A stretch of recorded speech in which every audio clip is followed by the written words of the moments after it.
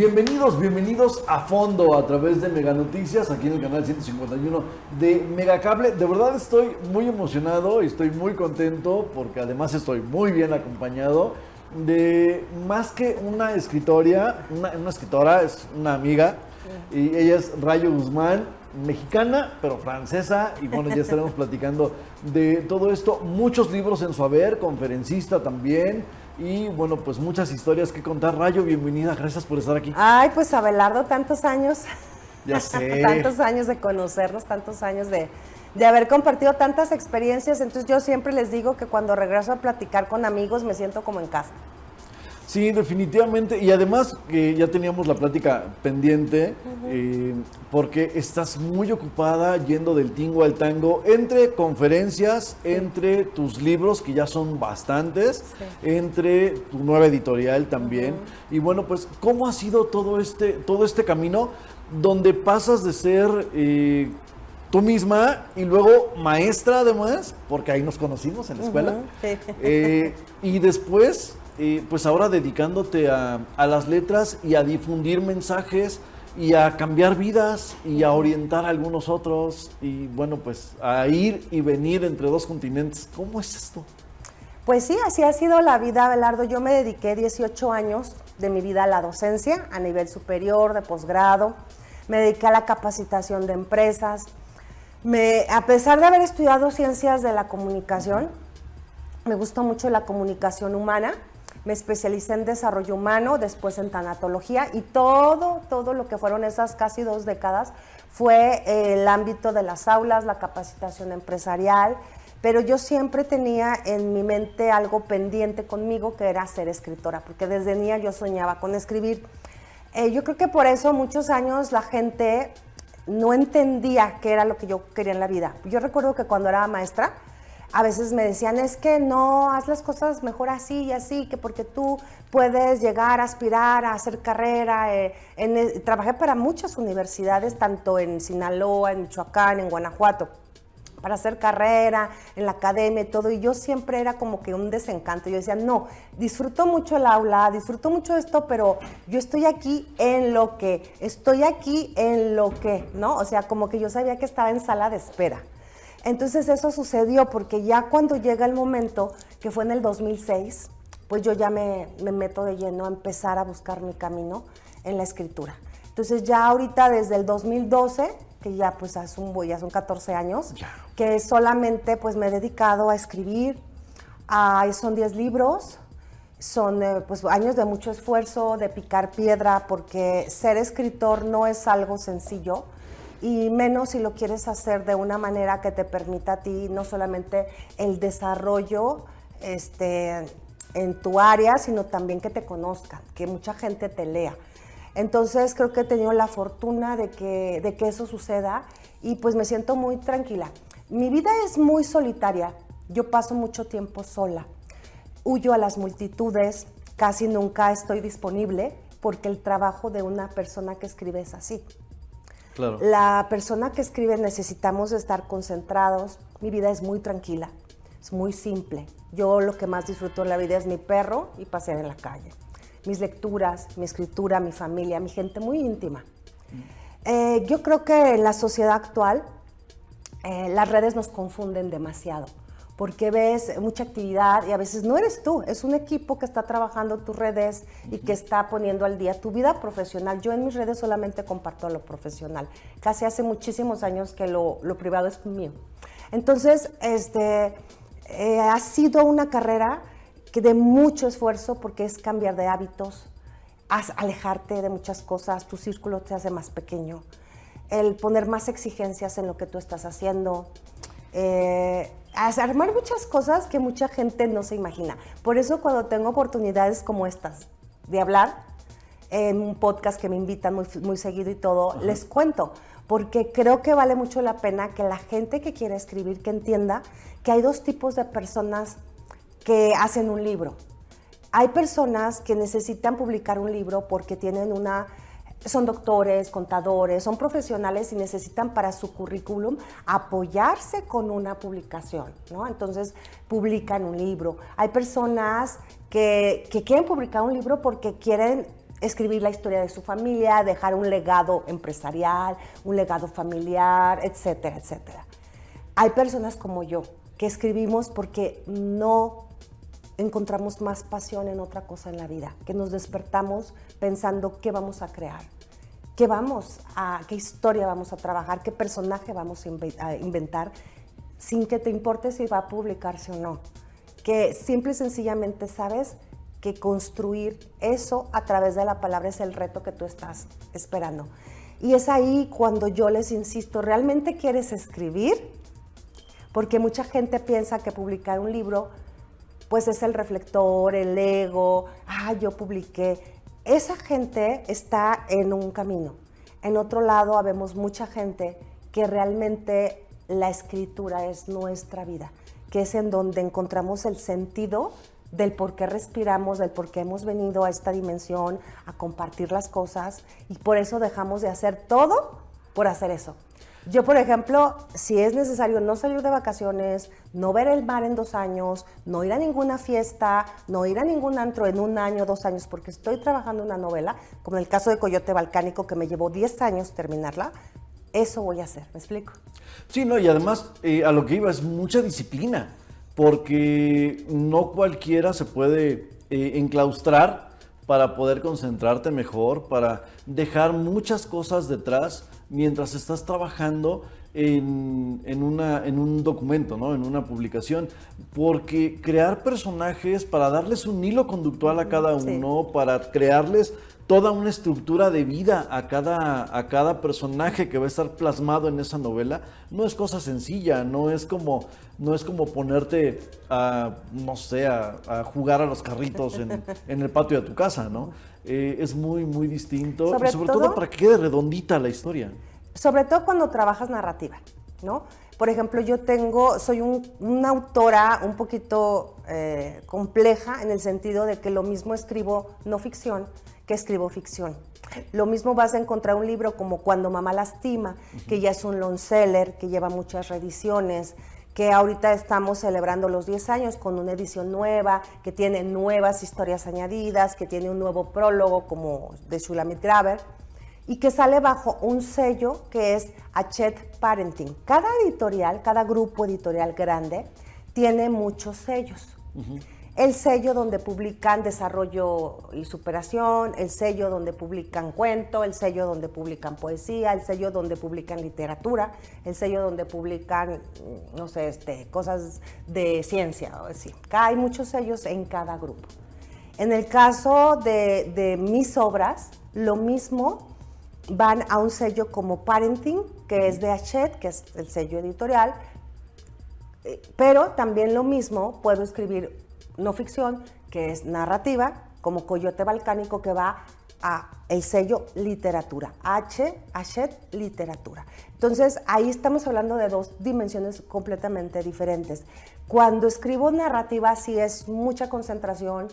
En el caso de Coyote Balcánico fueron muchos viajes a los Balcanes, pasar tiempo en Belgrado, pasar tiempo en Montenegro, hacer de la entrevista un quehacer muy importante, porque como está basado en una historia real, era tener un armado hasta que yo sintiera que quedaba como yo sentía. Aparte de eso, es estar tallereando. O sea, yo cada viernes lo dedico en las mañanas para estar tomando talleres de literatura, ¿no? Ahorita estoy tomando uno que tiene que ver mucho con la escritura, ¿no? Cómo pasar de tu vida a la literatura, hechos, ¿no? De la vida cotidiana a la literatura. Y así muchos talleres, ¿no? O sea, siempre tiene uno que estar averiguando, aprendiendo qué está pasando. Y escribir narrativa también implica que ese texto lo sometes a que lo puedas tallerear, ¿no? Con otros escritores, con otros maestros. Sí, para irlo puliendo. Sí, la pulida, y yo siempre les digo, lo más importante de aprender a escribir no es escribir, es la tijera, no es el lápiz, es la tijera. Sí, y ahí es donde muchas veces viene un tema complicado, porque tienes que decidir dónde cortar, qué pedazo quitar, qué parte quitar. Sí. Y a veces creo que es un proceso que tiene cierto nivel de duelo, ¿no?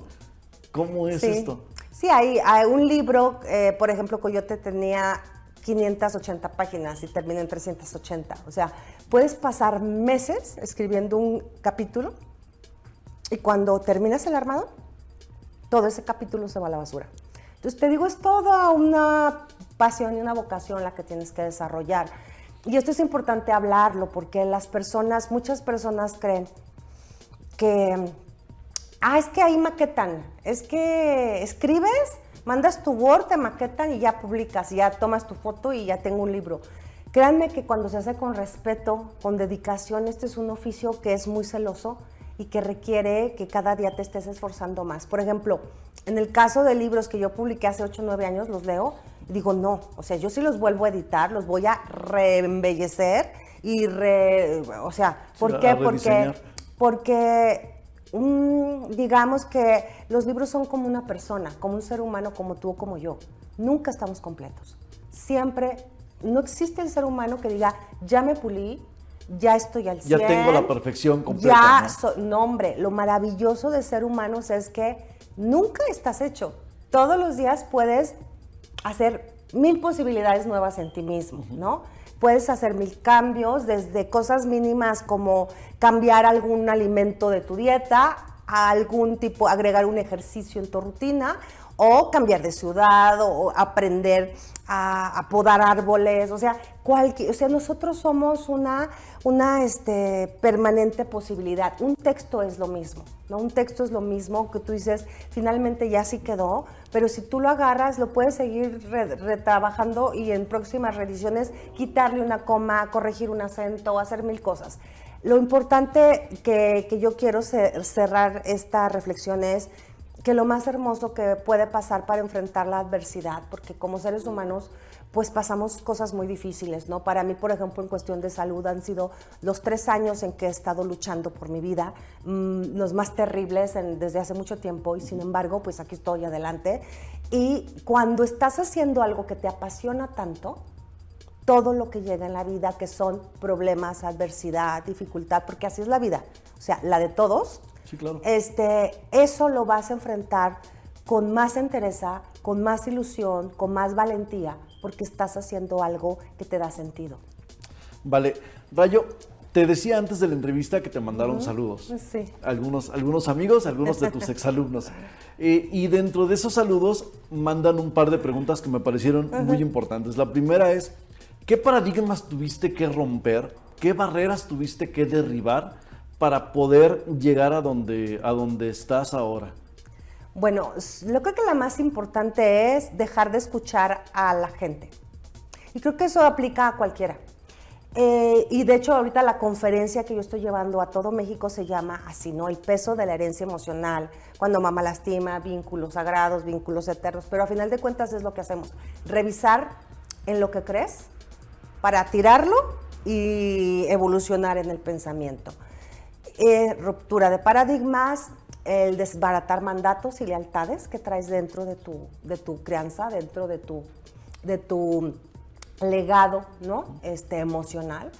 Y creo que una de las grandes losas que pesan sobre los seres humanos, que no alcanzan y no llegan y sienten que no logran, es que no han revisado eso.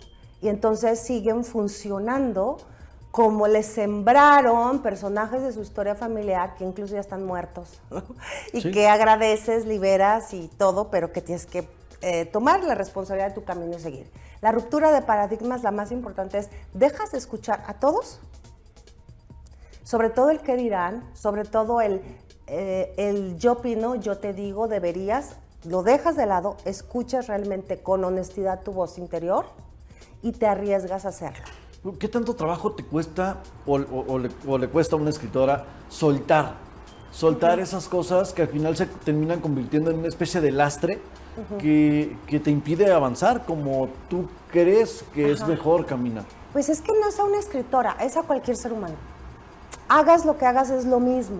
O sea, tienes que deshacerte de todas esas creencias de ti y del mundo que te han hecho que no logres llegar más adelante, que transformes tu ser interno. Para la paz del ser humano es que seas feliz con lo que cada día te da la oportunidad de expresar tus dones y talentos. Pero eso generacionalmente ha sido muy boicoteado. ¿Por qué? Porque traemos dentro de nuestra crianza, no sé, 100 años atrás, mucha rigidez en las emociones. Cállate, no digas eso, calladita te ves más bonita, haz lo que los demás haces. Pareces loco. No te salgas de lo que ya sabes, eso no se ve bien, qué van a pensar de ti. O sea, todo eso ha enfermado nuestra claridad, ¿no? En la toma de decisiones. Entonces, no como escritora, como mujer, como persona, ha sido decir, bueno, pero es que también, acuérdate de una cosa, que yo soy reconocida como una escritora que escribe los asuntos incómodos de los que nadie quiere hablar. Claro. Entonces ya es como mi sello. Es el sello de cuando mamá lastime, cuando papá, de Coyote Balcánico. Y al final también eso terminaste legando a muchos de tus alumnos, ¿no? Muchos sí decimos cosas que los demás no se atreven a decir o que los demás callan, ¿no? Y qué bueno. Sí, ¿cómo discernir hacia dónde vas a llevar una historia? ¿Hacia dónde tiene que caminar este personaje o el otro personaje? ¿Cómo vas tomando las decisiones para que esa historia vaya teniendo el final al que a lo mejor quieres llegar? Sí. O en el que a lo mejor no tenías pensado que ibas a llegar y que te fue guiando a una conclusión distinta? Esa es una muy buena pregunta, porque hay escritores que son de mapa y que todo organizadito, ¿no? Está pegando un papel en su pared y van diciendo este es el capítulo 1, el 2, el 3, el 4 y llevan mucho orden, cronologías y todo. Y hay escritores que somos de brújula, que simplemente nos sentamos y ¿por dónde vamos? Sientes esa intuición. Sí. Yo soy de esas personas. Yo no soy nada de que, ya tengo todo armado. Eso cuesta más trabajo, ¿no? Yo soy muy de brújula, es lo que me cuesta menos trabajo. Sí. Y se desarrolla algo como escuchar una voz muy interna, que yo les digo que es la voz de mis personajes.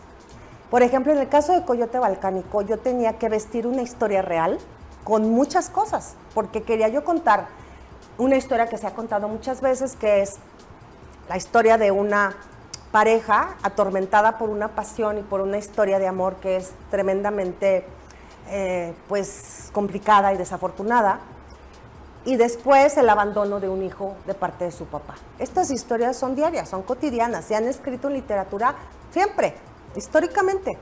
¿Cómo voy a escribir algo que ya se contó 1000 veces, pero de una manera única, que nadie más lo haya hecho? Es la primera pregunta que te tienes que sentar y hacer, porque dices, es lo que va a dar el brinco, ¿no? Es cuando dices, me estoy diferenciando y voy a sobresalir porque lo voy a hacer diferente. Entonces, cuando yo tomé la decisión de empezar a vestir, por ejemplo, a un personaje como Darko Vukovic, que es el serbio, que se va a topar con la mexicana y bla, bla, bla, ese personaje ha sido una travesía como autora, una revelación como lectora y una sorpresa de parte de los lectores. ¿Por qué? Porque Darko, yo al principio creí que iba a ser un hombre altanero, arrogante, egoísta, obviamente pues como está, viene de una familia de abolengo, siempre lo ha tenido pues todo lo que ha querido y está muy mimado y está muy insensible, con mucha falta de empatía hacia el dolor ajeno y hacia lo que les pasa a los demás porque él vive su vida feliz y hedonista. Y dije, así va a ser Darko. A medida que fui escribiendo la novela, ese Darko me decía, es que no, yo no puedo ser así. Yo tengo que ser también de otra manera. Entonces yo escuchaba mi intuición y empecé a llevar al personaje hacia posibilidades que no creí inicialmente, ¿no? Por eso digo que soy más de brújula, porque si hubiera seguido un mapa, Darko se hubiera quedado en la construcción inicial. Pero cuando la brújula te marca otro camino, a veces tienes que escucharlo. Claro. Y ahora que ya la novela arranca y que está haciendo una revelación para muchos que no me conocían tanto en narrativa, en no ficción y todo, es increíble lo que sucede, porque me llegan un montón de mensajes a redes, amo a Darko, me encanta Darko. O sea, Darko era el espanto de la trama. Claro. Amo a Darko, me reflejo con Darko. Es que hay mensajes que me llegan por Instagram que dicen, es que, ¿sabes qué? Me cimbré, me conmocioné porque dije, yo he sido como este vato, yo he sido como Darko, yo he sido un Darko. Entonces me di cuenta que había logrado a esa persona egocéntrica, narcisista, convertirlo en un ser humano que al ser honesto con los otros personajes y con la trama, te fue revelando una posibilidad como autora de construir y construir más cosas. Por eso siempre les digo, ustedes, cuando hacemos cursos de literatura o que hacemos talleres y todo, les digo, ustedes van a empezar creyendo que van a hacer algo, pero no tienen idea cómo van a terminar. Me ha pasado. Bueno, me está pasando, de hecho. ¿Quién te inspira, Rayo? ¿Quién? La gente. Además de la gente que siempre tiene historias muy impactantes y muchas de ellas dignas de contar. Sí. ¿Hay autores que te inspiran también? Claro, para escribir yo siempre tengo que estar leyendo. O sea, yo no creo que exista la persona que diga nada más escribo y no leo. Todos los días, es más, cuando escribo, leo lo doble. O sea, así de sencillo te lo digo, cuando estoy escribiendo o que tengo en puerta ya iniciar, estoy leyendo ávidamente todo lo que encuentro y todo lo que trato de encontrar que a mí me guste. Más allá de cuando dabas clases, ¿quiénes fueron tus primeros acercamientos a la lectura como público lector? A lo mejor cuando eras niña o adolescente, los primeros libros que agarraste y que recuerdas y que dices, este autor con este libro marcó mi vida por, no sé, por lo que sea. Hace unos días me entrevistaban para un libro que van a hacer de celayenses de renombre, que yo soy originaria de Celaya. Les contaba que mi historia con los libros es muy bizarra, porque cuando yo era niña pasaba mucho tiempo con mis abuelos maternos y el hermano mayor de mi mamá, paz descanse, tenía una vitrina con libros. Entonces yo empecé a leer muy chiquita. O sea, cuando digo muy chiquita es porque mi papá le dijo a mi mamá, la niña ya sabe leer, y mi mamá le dijo, no, ¿cómo vas a saber leer? No cumple ni los 4 años, tiene 3 años y medio, ¿cómo vas a saber leer? Se aprendió de memoria el cuentito que le compramos. Claro. Y mi papá le dijo, no, mira, me quitó el cuento y me dio un periódico. Y yo empecé a leer. Entonces mi mamá dijo, ¿qué es esto? Entonces ponle tú que yo empecé a leer los cuentitos infantiles y todo, pero como por ahí de los 6, 7 años, esa vitrina de mi tío fue el primer lugar a donde yo fui a hurtar libros para leerlos. ¿Y qué tenía el tío?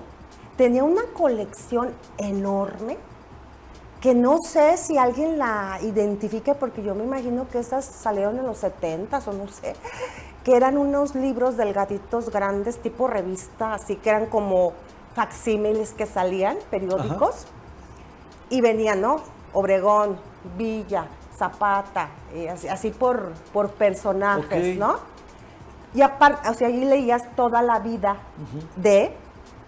pero también traían gráficas. Yo creo que los hacían periodistas gráficos de esa época, no sé. Seguramente. Porque traían ahí la mano mochada de Obregón en un frasco, la gente destripada después de una batalla en la Revolución. Y a mí esas fotos a los 6, 7 años decía, ¡ah! ¿No? Y me ponía a leer eso. Entonces, cuando me preguntan qué fue lo primero que leíste, esto. Me escondía en ese cuarto donde estaba la vitrina para leer esas barbaridades que tenían que ver con las luchas revolucionarias, con la Segunda Guerra Mundial, con la Primera Guerra, como con puras guerras y batallas y héroes y así, ¿no? Entonces a mí se me fue, recuerdo que era como decir, híjole, qué interesante la vida de otras personas, ¿no? La vida y cómo murió, porque aparte te ponían ahí cómo quedó el ataúd. Ajá. Y el velorio, así como quedan mucho periodismo gráfico. Yo fascinada a los 6, 7 años viendo eso. O sea, nada de que ver a Cricri, el caballito, no, yo viendo esas cosas. Todavía fui peor. Yo siempre estuve en escuela de monjas. Pues como a los 8 o 9 años me percato que la otra tía tenía otro librero. Pero esa tía, en paz descanse, leía mucho a Lobsang Rampa, El Cordón de Plata, claro, Los Viajes Astrales, Tercer Ojo. Leía así JJ Benítez, Caballo de fantásticos y Troya, puros condas de esas, Jesús vivió, creció en Cachemira, o sea, puros de esos libros, peor de fascinada yo. A escondidas metía el cordón de plata en la mochilita de la niña de 9 años, de quinto de primaria, y me lo llevaba y lo leía en el recreo. Claro que me lo encontraban las monjas, claro que llamaban a mi mamá, claro que muchos castigos, pero para mí era echar a andar una imaginación. Entonces, por eso les digo, tengo una historia muy bizarra. A partir de que el libro llega a mi vida, yo sí te puedo decir una cosa, nunca dejé parado de leer, porque todo lo que encuentro, últimamente me he hecho, a lo mejor porque ya el tiempo a veces no me alcanza, si un libro a las 40 páginas no me estás moviendo algo, yo no soy de las que me obligo a terminarlo, ¿me explico? Lo digo. Y se vale también, ¿no? Claro, O sea, pues es no como una comida que no te sí, gusta. te estás en el cine, no te gusta la peli, te sales. Agarras un libro y llevas un tanto y no te gusta el libro, pues bye, ¿no? Sobre todo, últimamente, cuando veo temas demasiado crudos. Ves crudeza en redes, ves crudeza en contenidos por todos lados. Claro. Y luego agarras un libro y te vuelve a decir que le abrieron las tripas, le sacaron los ojos, lo violaron, lo esto, lo otro, aquello. Creo que a veces ese tema como que ya se me hizo ya por favor, no ya. Sí. Ya como que quiero empezar a escuchar. Cuéntame eso, pero de otra manera, ¿no? O sea, hay diferentes formas de ya, de más narrar creatividad, más unos cosas hechos. así, no sé. Entonces Claro. ya como que he buscado que la novela o la narrativa que estoy leyendo me dejen esas ganas de cuando cierras un libro digas, ay, ya se acabó, ¿por qué? ¿No? Que eso me encanta. Y ya mayor, pues te voy a decir que, por ejemplo, Vargas Llosa, Gabriel García Márquez, fueron grandes, ávida de todas sus novelas, de toda su producción. Isabel Allende, en un momento leí muchísimo Isabel Allende. Me tocaron escritoras en aquel entonces que pues a mí se me hicieron grandes protagonistas como Poniatowska, ¿no? Que he tenido la fortuna de conocer a la maestra, de estar en su casa, de platicar con ella, de Mastretta, de muchas de aquella época. Y ya más para acá, bueno, me tiene fascinada la literatura francesa, ¿no? Que para mí se me hacen los franceses autores. Por ejemplo, hay un libro que para mí que siempre me preguntan, ¿cuál es tu gran libro ahorita? Y yo les digo que tengo muchos, pero que hay uno que cada vez que digo el título lloro, que se llama Esperando a Mr. Bojangles, que es precisamente un premio Goncourt de Francia, que ya está, hay película y todo, pero el libro toca el tema de la salud mental y del amor entre familia, entre un niño, un pequeñito y sus padres. Y bueno, lo he leído 3 veces y cada vez que leo parece que nunca lo he leído porque vuelvo a llorar, Y a descubrir cosas nuevas. Sí, se me hace un monumento de obra. Rayo, nos quedan 2 minutos. Desafortunadamente el tiempo en tele, híjole, es bien cortito. Yo quisiera quedarme 4 horas contigo platicando, pero la tele no nos deja. Prácticamente nos estamos despidiendo. Estás en gira, estás con mucho trabajo, muchas conferencias.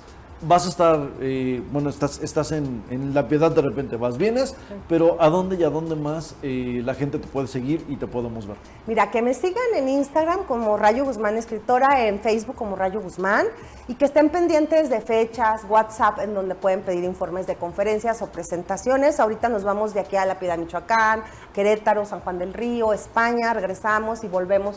Veracruz, Guadalajara, o sea, vamos a estar de aquí hasta fines de julio recorriendo varias ciudades y pues también preparándoles la gran primicia y con esto cerramos la entrevista de mi querido Abelardo, que ahí vienen la gran obra de cierre de mi trilogía de la familia, Cuando los hijos lastiman, así que espérenlo porque es el libro que sale este año. Bueno, pues hay que estar muy pendientes de eso. Sigan a Rayo, por favor, en todas las redes, coméntenle, pero sobre todo busquen sus libros, cómprenlos, están en todas las librerías, en todas, en Gandhi, en Gonville, en El Sótano, que usted me diga, ahí están los libros de Rayo Guzmán. Vale muchísimo la pena leer las historias de Rayo. Rayo, muchísimas gracias por estar aquí, gracias por permitirme entrevistarte y platicar contigo, y pues ojalá que no sea la primera y última, ¿no? Muchísimas gracias a ti, Abelardo, y gracias a todos los que nos acompañaron. Esto es A Fondo, siga con nosotros aquí en Mega Noticias, tenemos mucha información para usted y nos vemos en el siguiente.